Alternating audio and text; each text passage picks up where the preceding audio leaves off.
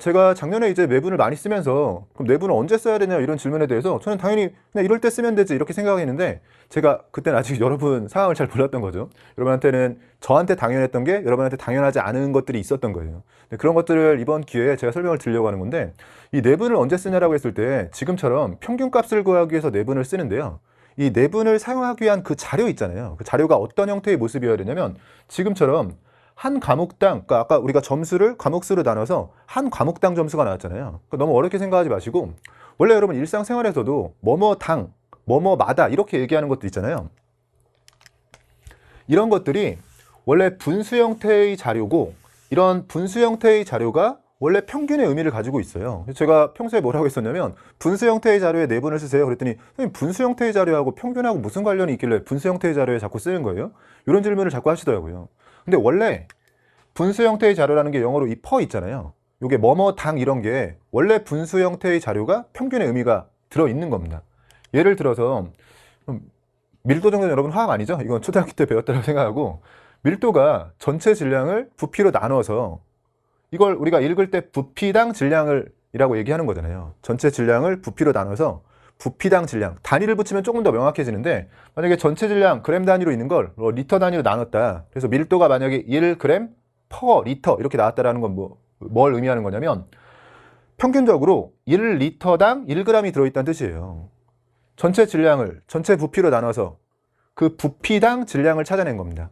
부피당 질량을. 아까 여러분 했던 거 생각해 보세요. 전체 점수를 과목수로 나눠서 한 과목당 점수가 몇 점인지를 찾아낸 거잖아요. 그래서 한 과목당 점수는 알고 있는데 그런 평균 점수를 가지고 있는 게 몇 과목이냐가 중요하잖아요. 세 과목이냐 네 과목이냐. 제가 항상 뭐라고 하는 거냐면 이게 과목 점수라고 생각하시면 편하죠. 이런 분수 형태의 자료에 대해서 부피당 질량이죠. 그럼 A당 B라고 했을 때 우리가 A당 B 뭐 이런 식이면 이런 식으로 분수 형태를 나타낼 수 있죠. 그럼 부피당 질량을 구하면 지금 1리터당 몇 g인지가 나온 거거든요. 지금 제가 1로 썼지만 뭐 3g per 리터, 4g per 리터 이런 식이잖아요. 근데 그건 1리터당이고 지금 1리터가 아니라 만약에 3리터가 있다. 그럼 부피가 1리터가 아니라 3리터. 또는 다른 쪽에서는 부피가 뭐 2리터 이런 식으로 있으면 그걸 혼합한 상황에서 어떻게 될 거냐라고 물었을 때 평균값을 구하기 위해서 이런 분수 형태의 자료는 분수를 기반으로 해서 내분을 할 수 있다는 겁니다. 원래 분수 형태의 자료가 평균의 의미를 가지고 있으니까. 조금 더 예를 들어볼게요, 여러분. 만약에 이것도 마찬가지로 우리가 화학을 배우기 전에도 알고 있는 거라고 생각하고요. 속력을 생각해보면 속력이 뭐예요, 여러분? 이런 거 우리 읽을 수 있잖아요. 시간당 거리예요. 걸린 시간, 그리고 이동한 거리를 생각해서 전체 이동한 거리를 전체 걸린 시간으로 나눠주면 속력이 나오는 겁니다. 근데 그런 계산을 통해서 나온 결과가 만약에 2m per sec다. 이런 식으로 분수 형태의 자료가 나오게 되면 2m per sec라고 했을 때 이 의미가 만약에 전체는 20m였고 10초였다고 해볼게요. 그럼 20m를 10초로 나눠서 2m per sec라고 했을 거잖아요. 근데 그게 20m를 10초에 갔다. 그럼 평균적으로 1초마다 2m를 갔다는 뜻이에요. 1초당 2m를 갔다는 뜻입니다. 그러니까 뭐뭐당, 뭐뭐마다 이렇게 표현할 수 있는 이 분수 형태의 자료는 이미 자료 자체가 이렇게 나누는 과정에서 나눠서 똑같이 만든 거잖아요. 그러니까 이렇게 나누는 과정에서 이미 평균의 의미를 가지고 있는 거죠. 좀 더 일상생활에서 쓰는 걸 해볼까요? 여러분 시급 같은 거 계산할 때 어떻게 해요? 알바하고 나서 시급 계산할 때 내가 시급이 얼마 정도 되는 거야? 내가 돈을 받긴 받았는데 시급으로 따지면 얼마 정도지? 이런 계산 어떻게 하세요? 당연히 시급 계산할 때 전체 급여를 전체 내가 일한 시간으로 나눠서 1시간당 급여를 도대체 얼마 받은 거지? 이렇게 계산을 해보게 되잖아요. 만약에 전체 30시간을 일했는데 내가 돈을 뭐 90만 원을 받았다. 30시간에 90. 그러면 90만 원이라는 돈을 30시간으로 나눠서 시간당 3만 원이구나. 뭐 이런 식으로 계산하겠죠. 아니면 1시간마다 3만 원을 받았구나. 이런 식으로 계산할 거예요.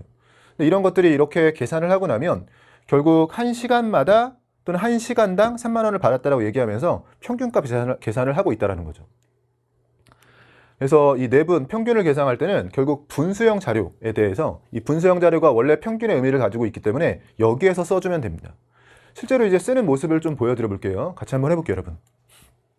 약간 물리 문제스럽긴 하지만 그래도 같이 해보면 여러분 걷는 건 1m per sec의 속력을 가지고 있고 뛰는 건 6m per sec의 속력을 가지고 있다고 해볼게요.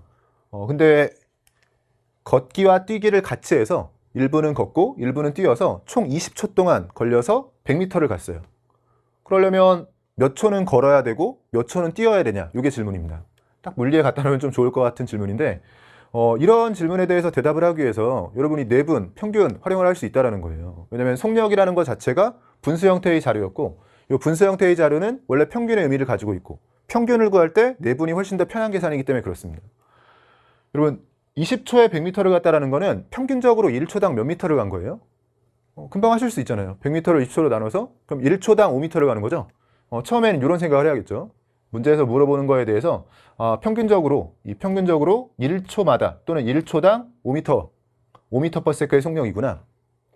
이때 이게 그럴싸한 게 절대로 여러분 걷는 건 1m/s고 뛰는 건 6m/s인데 내가 구한 평균적인 속력이 1과 6을 벗어나면 이거 자체가 이미 모순이 생긴 거예요. 그래서 이런 것들이 직관적인 간단한 검사는 중간중간 하는 건데 일부는 걸었고 일부는 뛰었는데 어떻게 걷는 것보다 더 느릴 수가 있어요? 어떻게 뛰는 것보다 더 빠를 수가 있겠어요? 그러니까 평균 속력은 무조건 1과 6 사이에 나와야 됩니다. 또 한번 직관적인 질문 해볼게요. 여러분 걷는 거하고 뛰는 것 중에서 어디에 더 시간 할애를 많이 한 거예요? 지금 평균이 이렇게 5m/s가 나왔다고 했을 때 걷는 건 1m/s, 뛰는 건 6m/s라고 했을 때 어느 쪽에 더 시간 할애를 많이 한 거죠? 그렇죠. 지금 6에 가깝죠? 그러니까 더 오랜 시간을 뛰어야 됩니다. 걷는 건 조금 하고 뛰는 걸 더 많이 해야 될 거예요. 그때 몇 대 몇의 시간 비율로 나눠야 될 거냐라고 했을 때 지금 1이 있고 이런 생각을 머릿속으로 하는 거예요. 6이 있을 때 평균이 5인 거니까 훨씬 더 6조에 가깝죠? 그럼 평균값이 5가 나왔다는 건 분명히 걷는 것과 뛰는 것을 반반 한 게 아니라 뛰는 걸 더 많이 한 거다. 근데 그 정도가 어느 정도냐? 지금 이쪽으로는 1 차이가 나고 이쪽으로는 4 차이가 나는 거니까 1대 4 내분점을 찾아야 되는 거고 이때 항상 이 내분비는 크로스해야 돼요, 여러분. 그대로 쓰면 안 되고 이렇게 가져와서요. 6m/s로 뛰는 거에 가까운 거니까요. 뛰는 걸 더 많이 해야 되는 거예요. 그러니까 여기가 지금 몇 초고 여기가 몇 초냐라고 했을 때 이 비율이 크로스로 가져와서 1대 4의 비율이어야 됩니다. 그때 1초, 4초라고 쓰면 안 되겠죠? 지금 총 20초인 거니까요. 20초에 맞춰주기 위해서는 지금 더해주면 지금 5인 건데 이것도 뒤에 비례식 계산할 때 많이 할 거예요. 지금 5인데 총 20초가 돼야 되는 거니까 4배 해주면 되겠죠? 여기가 4초가 되고 여기가 16초가 될 때고 요 마지막 1대 4 내분점에서 전체 20초를 맞추는 거는 뒤쪽 비례식 계산할 때 또 설명을 드릴게요. 그러면 4초와 16초가 들어가면서 여기에 대한 대답을 할 수 있게 되겠죠. 비슷하게 한 번 더 해보면 여러분이 확실할 것 같아요.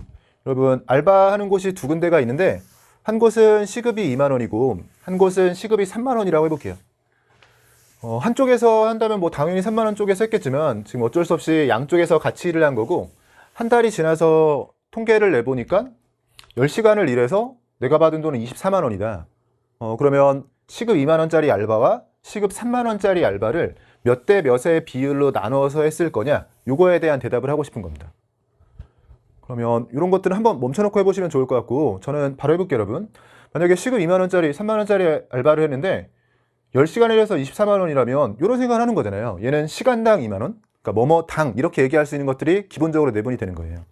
얘는 시간당 2만 원이고 얘는 시간당 3만 원이죠. 얘는 어때요? 얘는 평균적으로 10시간 일해서 24만 원이라면 1시간당 또는 1시간마다 2.4만 원에 해당하는 겁니다. 그럼 시간당 2만 원짜리 알바와 시간당 3만 원짜리 알바가 있는데 평균을 냈더니 평균적으로는 1시간당 2.4만 원이다. 그럼 얘도 물어볼까요? 2만 원짜리 알바하고 3만 원짜리 알바 중에서 어디를 더 많이 한 거예요? 2.4라면 2와 3 사이에 2에 가깝죠? 그러니까 2만 원짜리 알바를 더 많이 한 게 될 테고 이때 몇 대 몇의 비율로 이 시간을 그럼 나눴어야 될 거냐? 라고 했을 때 이 정도는 이제 암산을 해볼게요. 2하고 3 사이에 2.4가 들어가면 2하고는 0.4 차이, 3하고는 0.6 차이기 때문에 2대 3 내분점이죠. 그럼 항상 저도 똑같아요. 머릿속으로는 2대 3 내분점 이렇게 생각을 하고 나면 누가 많은가, 이걸 누가 가까운가로 넘겨서 생각하는 겁니다.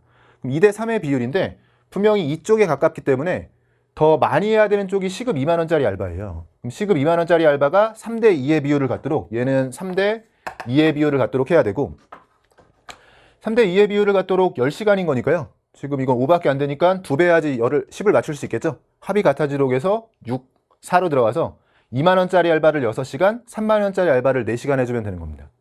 그래서 이런 방식으로 찾아주게 되면 지금 이런 상황에서 굳이 미지수를 활용하지 않고 또 평균을 복잡하게 계산하지 않고요. 이렇게 직관적인 계산을 할 수 있겠죠.